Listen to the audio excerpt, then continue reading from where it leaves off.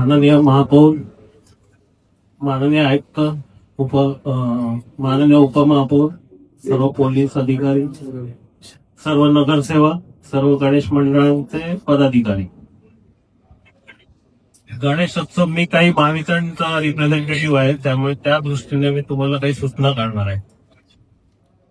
तर तुम्ही गणेशोत्सवाचा मंडप जो उभारता, तो मंडप उभारताना काळजी घ्या. मंडपाची हाईट जी लाईनच्या अगदी जवळ नेऊ नका. एखाद्या वेळेस काय होतं की तो कामगार काम करत असताना चुकून त्याचा बांबू सटकतो किंवा काय जे असतं त्याच्या हातातलं ते सटकतं, ते लाईनला लागतं. ओला असेल तर तो तिथे महत्वाचा आहे विषय आणि बरेचसे निघून गेलेले आहेत. तर थोडं 10 मिनिटं थांबा, आपल्या सगळ्या विषयात शंकेचं निरसन होणार आहे. तिथल्या तिथे तो माणूस खाली पडतो. तर कृपया असं होऊन देऊ नका. लाईनची सेफ्टी प्रिकॉशन्स जे आहे, ती हाईट आहे तेवढी मेंटेन करा. लाईन पासून एकदम जवळ नेऊ नका, ही पहिली सूचना आहे. दुसरी सूचना, मंडपचं लाइटिंग करताना कंपल्सरी तिथे तुमचा आरसीसीबी किंवा ईएलसीबी हे लागतंय का बघा. कारण ईएलसीबी आरसीसीबी असेल तर तुमचा कुठलाही माणसाला जोरा जरी काही झालं तरी तो इमिजिएट ट्रिप करतो, पूर्ण लाईन तुमचे बंद करतो मंडपातली. त्यामुळे तो माणूस वाचला जातो. आपण जनरली काय करतो की आपण तिथे एमसीबी लावतो. एमसीबी फार स्वस्तात मिळतो, ईएलसीबी महाग असतो. पण तुम्ही मला वाटतं मंडळ जी मोठी मंडळ असतात ती कॉन्ट्रॅक्ट देतात, तर त्या कॉन्ट्रॅक्टरना सूचना करा की कंपल्सरी तिथे ईएलसीबी थ्रूच लाईन गेली पाहिजे.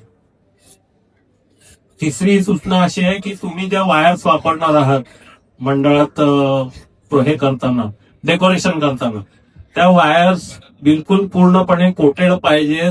त्याचं कुठेही इन्सुलेशन निघालं नाही पाहिजे, निघालेलं नसलं पाहिजे. त्या काही लोक काय करतात की 4-5 वर्ष जुन्या वायर असतात, त्या परत तशाच वापरतात, त्याचं इन्सुलेशन निघालेलं असतं आणि मग कुठेतरी कोणाचा तरी हात लागतो आणि दुर्घटना घडते. तर असं होऊन देऊ नका. दुर्घटनेविषयी एवढी काळजी घ्या. तिसरी सूचना अशी आहे,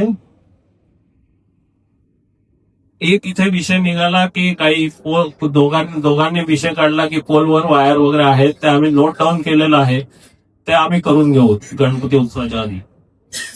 अजून एक विषय निघाला इथे एसटीचा. मी एसटी साठी सांगू शकतो की पाटील साहेबांनी जी सूचना मांडली ती आम्ही अंमलात आणू. फक्त मला एवढंच करा की तुम्ही ते नवीन कनेक्शन घेणार आहात, ते नवीन कनेक्शन घेताना ज्या कनेक्शनच्या नावावर ज्या नावावर तुम्ही कनेक्शन घेणार आहात त्याचं तुमचं बँक अकाउंट असेल आणि त्याचं एक अप्लिकेशन आधीच देऊन ठेवा की तुम्ही जेव्हा कनेक्शन घ्यायला जाल तेव्हा तुम्ही त्याचं अप्लिकेशन देऊन ठेवा आणि एक कॅन्सल्ड चेक देऊन ठेवा त्या अकाउंटचा. तर तुम्हाला परत तिथे फेरी घालायला नको. आम्ही तुमचं सिक्युरिटी डिपॉझिट परत देऊन टाकू. जे काही बॅलन्स सिक्युरिटी डिपॉझिट राहील ते तुम्हाला परत देऊन टाकू. त्याच्यावर तुमचा कॅन्सल्ड चेक आणि मोबाईल नंबर आवश्यक आहे. कारण मोबाईल तुम्हाला रिफंड देताना मोबाईलवर ओटीपी जातो, तर तो ओटीपी आम्हाला मिळाला पाहिजे. तुम्ही अप्लिकेशन दिला आमच्याकडे तर आम्ही ते मागच्या वर्षीचं पण रिफंड. आपला गणेशोत्सव अगदी उत्सव जोरात होऊ द्या. मी तुम्हाला शुभेच्छा देतो.